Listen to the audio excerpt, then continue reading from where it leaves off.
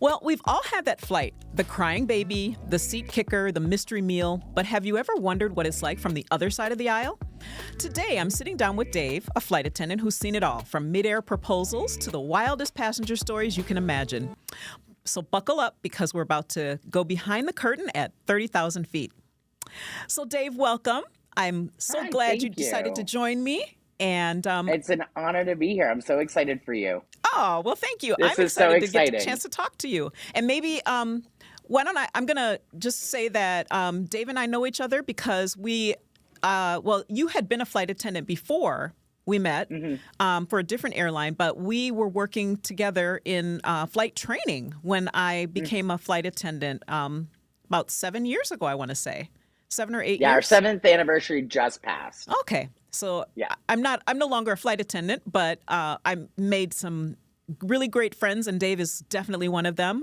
Every time he comes to town, he comes and we get a chance to connect and spend some time together. So tell us a little bit about your history as a flight attendant, like how many years you've been in the business, that kind of thing. Yeah, so I started in the industry in 2013, early in 2013. Um, I have always been absolutely obsessed with the aviation industry. My dad was a pilot, and I loved flying. I loved everything airplanes growing up. When kids had posters on the wall of their like favorite sports ball player or their favorite band or whatnot. I had posters of the Boeing 747 and the Boeing 777 and just different posters of airplanes all over my walls. And used to make my plans play flight attendant when we were kids. I'd board them through the living room door and they'd sit on the couch and I'd serve them little Dixie cups of Coke. So it's been it was destined to be my career. You were definitely born for it. And you are an amazing flight attendant, I have to say. Oh, thank you. Just Thank one of the you. best. One of the Thank best. you. And anybody would be lucky to train under you because you are also a trainer. I am, yes. Yeah, it's a So, lot of fun training the new hires and getting to impart my passion for the industry to them. We also do, a lot of recurrent training. I actually just got done teaching a recurrent training, and you have everybody from they've been there for a year to 25, 26 years. I just had somebody in a recurrent class that she has been here almost since day one of the airline. And it's fun getting to get everybody's experience, tell stories, share, learn together. mhm, I really enjoy it. absolutely, I can understand why. I had a little bit of that life, so I definitely know um, how that feels. So, why don't you tell us a little bit about what a typical day is like for you, like from check-in to landing? Yeah, so we typically get to the airport, well, to the gate, we'll say an hour before our first departure of the day. Once we get there, we have to get on board the aircraft and we have to do our safety checks. We have to make sure all of our emergency equipment is operable. We have to make sure everything that we're going to have for the day is there, get our catering carts set up, all that fun stuff. And we typically have like 5 to 10 minutes to do that before they start sending the passengers down. We'll do anywhere between 2 and 4 flights a day. It just depends on the length of the flight. So I typically do the 4 leg days. So by the fourth leg, this smile is not so much of a smile, but just like a hello, welcome aboard. And just, maintaining safety and security on board the aircraft. That's a lot of people don't realize that's our number one priority as flight attendants. We're not there to serve you cokes. That's an added bonus of the flight attendant position, but we are there for your safety, whether we're dealing with medical events, security threats, lots of drunk passengers. That happens almost daily. We interact with somebody who's had one too many in the airport bar. Hmm. And then our days are anywhere from 6 to 14 plus hours. Hmm. Once we're done with the flight, everybody gets off. We have just a couple of minutes to quickly clean the plane and reset, and the next group of passengers comes right back on. There's not a lot of downtime in between flights. So once you're there and you stay pretty busy all day long. And I bet every day is different. Every day has to be different because you're just dealing with different people all the time and Yeah. different destinations. And hmm I would say, when going through flight attendant training, I thought my thinking was a flight attendant is a Swiss Army knife because you have to know hmm so many things. You have to be able to put out fires, deliver babies, Yep. um, That's a de-escalate. great way of putting it. Yeah. That's a great way of putting it. A Swiss Army knife. Yeah. I mean, because you just never know what's going to come through that door and you got to be ready for it. So, hmm so that's kind of what's exciting about it because every day is so different, you know? hmm And And lots of every fun. flight is so different. Like Yes. one flight you could just have like the passengers from where you're just like pulling your hair out before landing, and then the next group of passengers is just an absolute blast. Just Hmm. flight to flight is different. I was concerned when I first started that the repetition of it all was going to get mundane at times, but it has 13 years so far, and so far not mundane. No, no 2 days are alike. That's for sure. No, Um, no. what's one thing that passengers might be surprised to learn about your job? Um, that we're not technically supposed to lift your bags in the overhead bins. A lot of Yes. people think that, but if I've got Nana getting on the plane or somebody who is unable to do it, obviously I am more than happy to help. But I have people regularly just leave their bag in the aisle and sit down in their seats, and I'm like, hey, Seriously. what's going on with this bag? And you know, the 25-year-old guy's like, oh yeah, it's mine. It just needs to go in the overhead bin. It's like, okay, there you go. It's right there. Um, that's one, but that's just for funsies. But I think the safety part of it is really what people just don't realize what our job is actually for. The original flight attendants were nurses. You had to be a nurse to be a flight attendant, Hmm. because back before the days of pressurized cabins and all that, they had a lot more medical events than we do because they were at an altitude where the air was a lot thinner, there was a lot more turbulence, so they wanted people to be nurses so that they were better equipped to take care of those passengers. We now have extensive medical training while we're in initial training and recurrent training. But yeah, that was the original flight attendant. They had to be RNs. Hmm. And they had Excellent. to be, Amazing. I think it was like 20 to 25 years old. If they were married, they couldn't do it. If they had a baby, they had to leave. Hmm. It's a wild world in the early days of the flight attendant Yeah. career. Thank goodness it's evolved. Oh, definitely, definitely. I once at a conference met a woman. She worked for Hawaiian Airlines. At that time, this was like 10 years ago. She had worked for Hawaiian Airlines for over 50 years, and she was the flight attendant that had the charge of once you get pregnant and have a baby, you should be allowed to return to work because she had a baby and she wanted to continue working, and she fought it and she fought it and she fought it. And now because of her, it's standard. Obviously, it's standard practice. It'd be illegal to discriminate against somebody these days for something like that. But back then, she got it so that if you had a baby, you were welcome to return to work. Hmm. Well, Yeah, thanks it was for just her. interesting sitting and talking to her. It was really cool sitting and I having bet. dinner with her and having conversations and hearing about what it used to be like versus what it's like now. Hmm. Definitely a lot of A lot of history people there. say there is, and a lot of people say we used to be issued white gloves for service when we first started. Now we're issued handcuffs. Issued what? Handcuffs And it's for becoming more, security it's reasons. just crazy. Yeah. I believe Luckily, I've yesterday, never had to use them. I don't ever want to have to use them. Knock on wood, I never have to use them, but I don't wish they're that there on if I you. need them. Yeah, for sure. I mean, every day you read something about somebody, something happening. Did you hear about the incident? Was it yesterday with Lufthansa? Mm-mm. There was a passenger who, there were some sleeping teenagers on the plane, and another passenger stabbed both of them with a metal fork. Oh So my goodness. they were going from Chicago to Frankfurt, and they had to Oh my divert to goodness. Boston. Oh, did Yeah, any idea why? I haven't heard why yet. So hopefully we'll get some news. I Uh, stopped asking why years ago. that's true. I mean, there's so much madness. Absolutely. But I'm going to switch gears a little bit and ask Yeah. you, after that question, what's the most rewarding part of your job and the most challenging part? The most challenging is that's easy to answer. It's the length of the day. It's yeah, how long you can be on the plane. The up and the down, 2 to 4 times a day it's not easy on the body. It's exhausting. And then one day you're going in like day after tomorrow I go in at 5 a.m., but then the day after that I go in at 4 p.m. So that constant changing of times is very difficult. And the most rewarding thing about it is just being able to be part of, somebody's dream vacation that it might be going on, or, people are traveling for not so wonderful reasons, going to a funeral or what have you, just trying to be a little bit of sunshine in that person's day. I love first time flyers. I've had first time flyers, everybody from infants to an 85-year-old woman. It was her first time on a plane. Oh So my.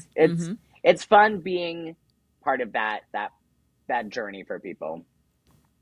You know what? I remember I didn't get to do it very often, but when somebody has a baby, I'd love to hold the babies while they get themselves together.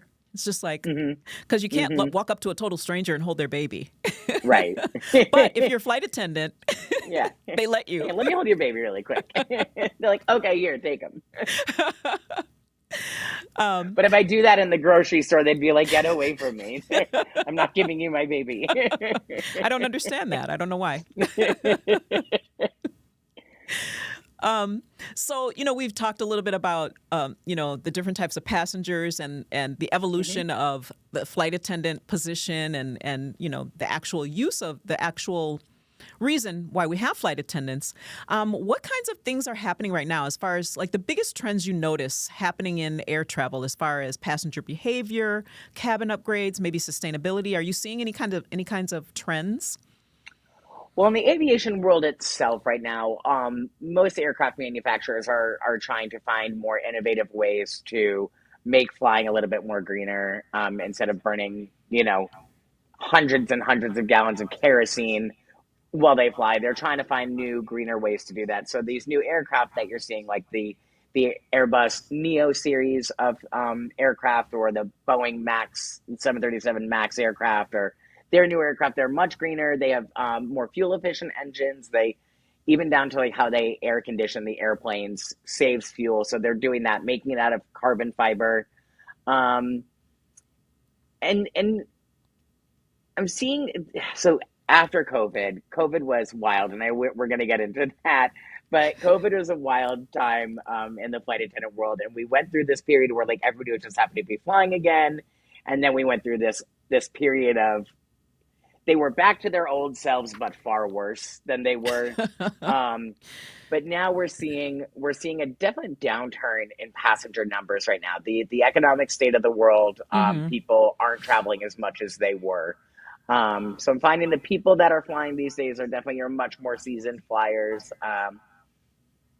much more familiar with how the process works. I know to you and me, getting on a plane sounds fairly easy, but for some people, it's just when they don't do it every day, it's not easy for them. So I'm not seeing a lot of those people. I'm seeing more the business travelers, or regular flyers, and just an uptick in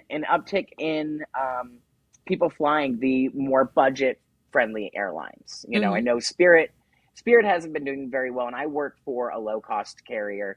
But people are definitely opting to fly on us versus on Delta or American United, the legacy carriers or the more full service carriers. We're definitely seeing a shift towards the budget flyer to save a little bit of money here and there.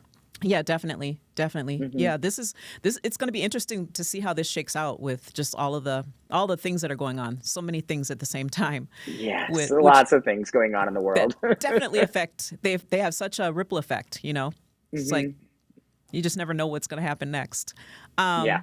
Is there anything you're excited about, like as far as innovation with the aircraft? Let's say. Yeah, I mean, it's, so Airbus recently came out with, it was a concept for a more green airplane, and a hydrogen powered aircraft, which is far more green than burning kerosene. And they claim that they're going to have the first prototype hopefully in the air by 2030 or 2035. It was, a small time frame. It's hard. You have a car manufacturer that's like, oh, let's build this kind of car, and from the idea to it being on the road a year or two. But with aircraft, it's so stringent, the design process, the manufacturing, the testing. There's so many moving parts to it, that from a clean sheet of paper to an aircraft actually being in the air can be upwards of 10 years. So they put a short time frame on it. So I'd like to see if they are able to do that, and B, if it works, if airlines start buying these aircraft that are much better for the environment, much better for the passenger, because the lower the fuel cost, the lower the cost is to us. Hmm. It all trickles down. Yes. It would be cool to see them that come out with an aircraft like that. There's smaller airlines, smaller aircraft manufacturers are operating electric planes now. So Cape Air is really big up in like New England and the Caribbean, Oh, and they have a whole fleet coming of all electric airplanes. So that's would exciting. we get to that? Would we get to that point with large commercial aircraft? It would be fun to see if that's something that happens. Hopefully in my lifetime. I would I love don't to see see why that. not. Yeah. Hmm. Very cool. What do you think about with the seats? I keep reading about them talking about these seat redesigns and Yeah. configurations. Do you think anything's ever going to come of that? You've seen like the bunk bed ones where there's Yes. like, yeah, they're never gonna do that. There's also the stand up one that looks like almost like a roller coaster seat. Like Yeah. that makes its rounds every few years, and I don't ever see airlines going that Well, direction. yeah. But you never know. But we just got all new seats on our airline, and they're thinner, but they've got more padding. They're very nice, but it makes it so that you can fit more people onto the aircraft as comfortably as you can. So, Hmm. but and Okay. man, if we ever go to those stand up seats or those bunk bed type seats, I might have to pick a new career path. I Could you just couldn't imagine trying to evacuate? imagine. Oh my lord. Go And down the the stairs. evacuation No, time, wait. You got wait for this person to come down the stairs, then you go down the stairs. because what is it, 90 seconds?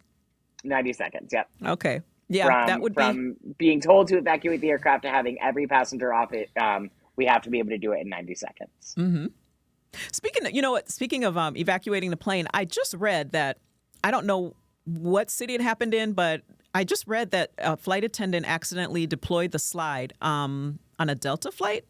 Did you hear anything Oh, about that? yeah, it happens. It happens from time to time. I mean, Yeah. so when people Ooh. people ask this a lot when they when we're done boarding and we close the doors, you hear an announcement that says, flight attendants prepare doors for departure, cross check and stand by for all call.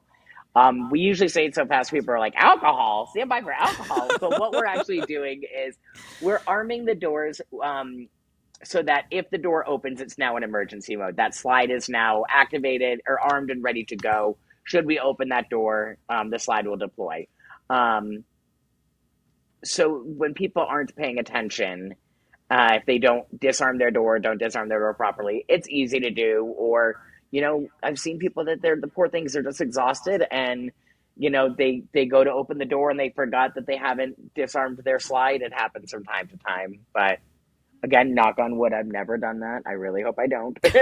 You won't. You I won't. have always said though, I want to inflate a slide with permission, but not in an emergency. You know what I mean? Like they Yeah. have to inflate them every few years to make sure that they're still functional. And I said they should raffle off, like if you have Oh, perfect attendance, they should raffle off the chance to go to maintenance headquarters and blow a slide. that would be so much fun. That would be Yeah. fun. Well, you just mentioned flight attendants, sometimes making those kinds of mistakes because they're Hmm. exhausted. Could you tell us a little bit about? I know you have a program that's near and dear to your heart, Hmm. and it's for flight attendants. Why don't I let you speak to it because I think you're much more eloquent than I am. So yeah, I am the chairperson for FADAP is what it's called, the Flight Attendant Drug and Alcohol Program.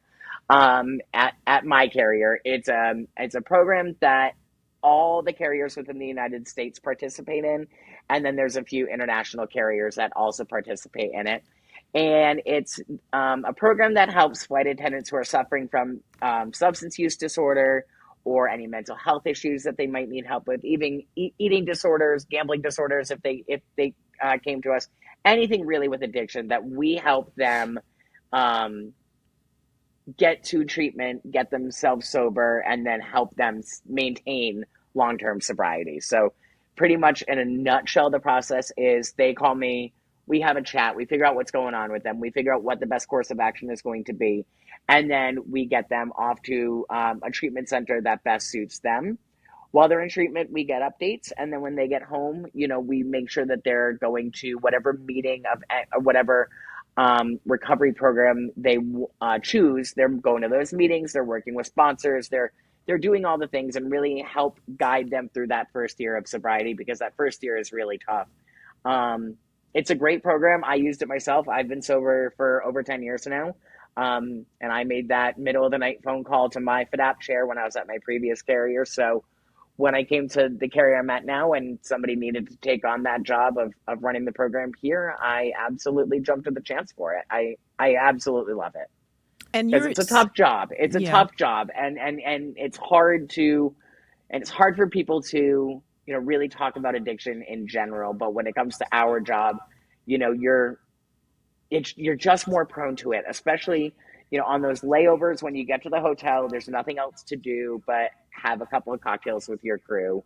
It becomes very easy to have a couple of cocktails with your crew and then have a couple of cocktails in the room by yourself later, or, or one too many cocktails. It's very easy to fall down that rabbit hole. Though you're surrounded by people all day, every day on the plane, it's still an isolating job at times, especially when you're spending those nights in the hotel by yourself. Hmm. Um, because some people don't want to hang out on layovers. We call them slam clickers, where they get to the room, they slam the door shut, and they lock it behind them. So you can spend a long time just chilling by yourself in your room, watching Netflix and eating chicken tendies from the restaurant downstairs, and Hmm. it's an easy slope to slide down the addiction world in the flight attendant industry. Hmm. Well, So it's great to be able to help. yes, and what a great they're so lucky to have you because you're so passionate about it. We've talked about it before. We've talked about it Thank several you. times, and I just think you're the perfect person to be running a program like that. And just with all of your experience and your passion, they're very lucky to have you. No, thank you. I appreciate that. Well, you're very welcome. Well, I just want to stop and say that if you're enjoying this behind the scenes look at life in the skies, make sure to hit that subscribe button so you never miss an episode of Cheryl's Travel Blueprint. We've got more travel insiders coming your way every week. And now we're going to talk a little bit about things that have happened in the sky. We're going to lighten the mood a little bit. And without naming names, what's one of the funniest or strangest passenger moments you've experienced? And if you don't have a passenger experience, you can share a flight attendant Oh, experience. oh Lord, there's so many. There's so many. Um, yeah, I've had a lot of unaccompanied minors. Those are always really interesting. Um, okay, here's the thing. I don't understand it, and no flight attendant does. Nobody can open the bathroom door on an airplane. I will never grasp it. It's a door. It's a door with a handle. And It's marked instructions. lavatory. And there's instructions on how to open it.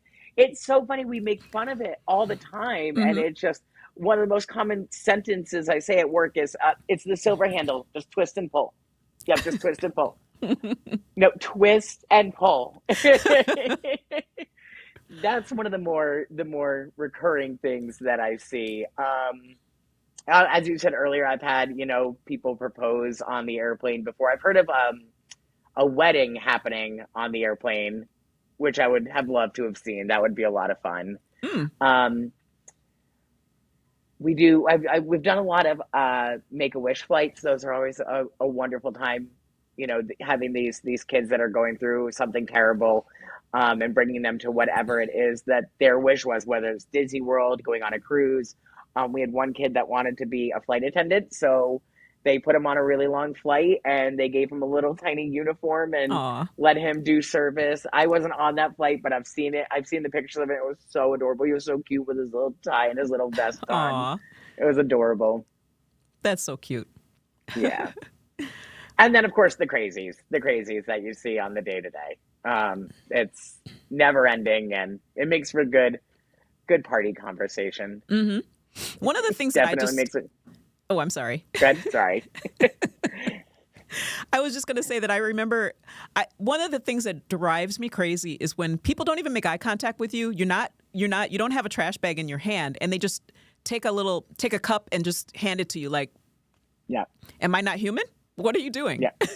Or you get to the row when you're cleaning up the plane after the flight's done and there's just trash everywhere. And you're like, how many times did I come through saying trash, trash? trash items. And how many times did they come through? And what happened here? It was an hour-long flight. Exactly. You just, And you'd expect it to be kids, and it's not. It's grown adults. mm-hmm. It's grown adults. Fully grown humans. Yes.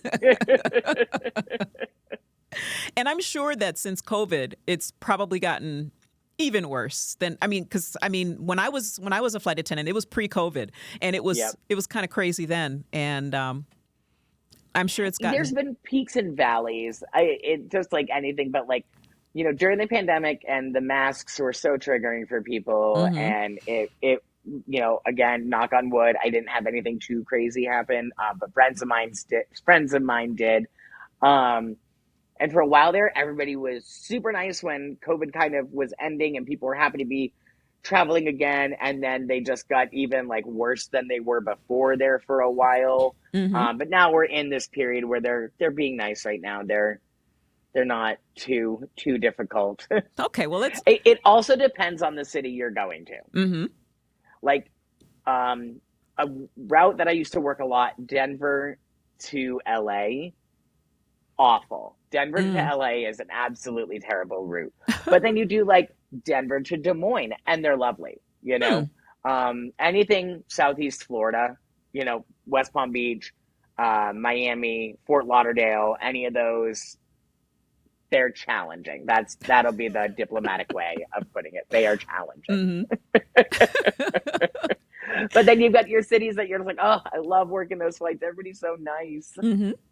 So we bid based on things like that at times. Like my bid, it's no Lauderdale, no West Palm Beach at all. I Uh-huh. don't want it. I'm just curious if you've noticed this.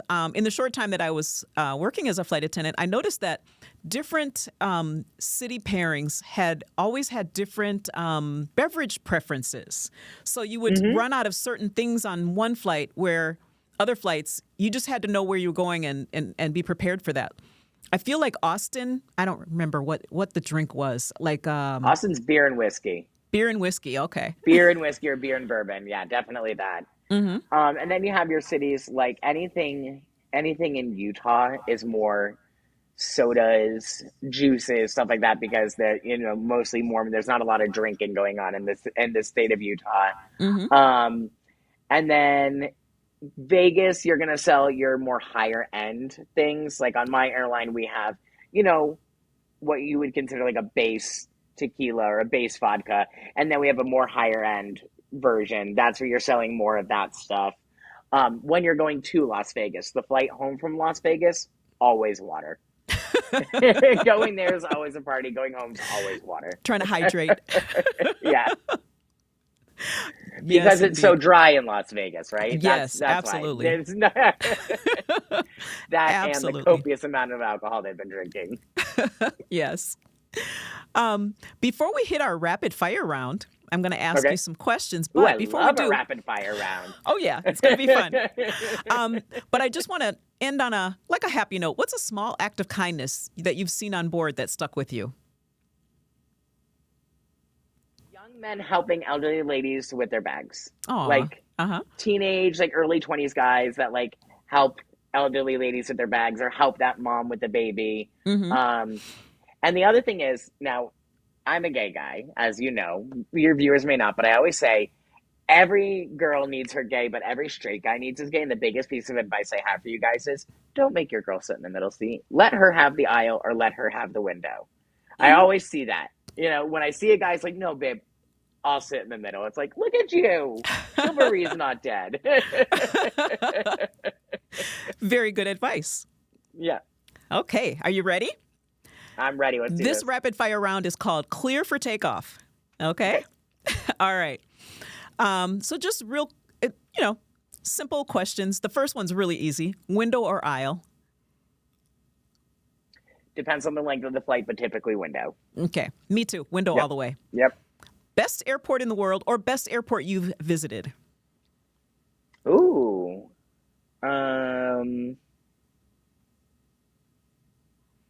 Best airport in the world is definitely Singapore Changi. I've not personally been, but it's absolutely the best. The best airport I've been to, The smaller ones, the tinier airports. Just don't say Rockford. I don't know if you've ever been to Rockford You mean the or Stockton. VFW that they turned into an airport? Uh, Okay. all right, next one. Let's see. Worst airport meal and that could be not Oh, airline necessarily, but airport. yeah, tuna. Say that Tuna. Don't bring tuna on a plane. again. Any kind of fish. Any kind of fish, or like super oniony sandwich. Does that happen a lot for All you? the time. Yeah, all the Oh. time. Yeah.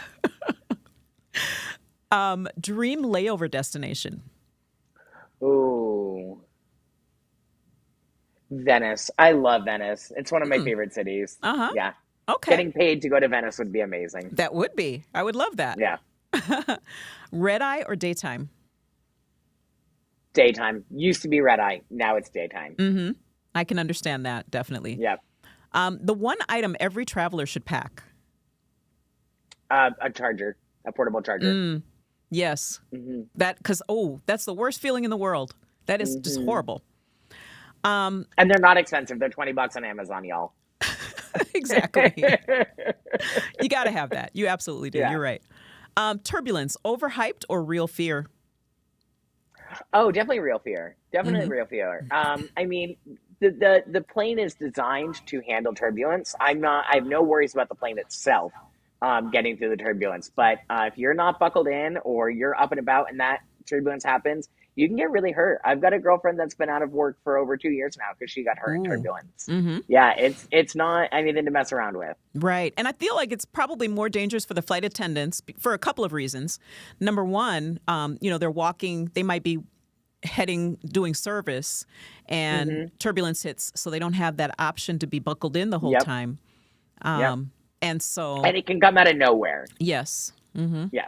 Yeah, and we've definitely seen lots of stories of that kind of thing happening. We've seen lots of videos with that. So we're not being jerks telling you to put your seatbelt on. I promise we're not doing it to be mean. We're doing it because that turbulence can come out of nowhere and, 1 minute you're in your seat, the next minute you're on the ceiling, and then the next second you're smashed down into the floor. Mm-hmm. Yeah. Absolutely. Well, Dave, I want to thank you so much for giving us a peek behind the curtain. I think our listeners... Thank you for having me. Oh, it was such a pleasure. You were the first person I thought of when I wanted to do this episode. So, thank you. Of course. And I think our viewers and listeners will never board a plane the same way again. And I hope that that all of your passengers are kind and treat you well. Because they've got a great flight attendant, so they should treat you like royalty. Thank you. You're so sweet. And speaking of travel from a new perspective, next week I'll be joined by Carson Wagner from Lifetime of Love Nannies, where we'll talk all about family travel, from flying with toddlers to keeping kids entertained abroad. So don't forget to subscribe to Cheryl's Travel Blueprint wherever you listen to podcasts, and keep exploring the world one journey at a time. Don't forget to subscribe.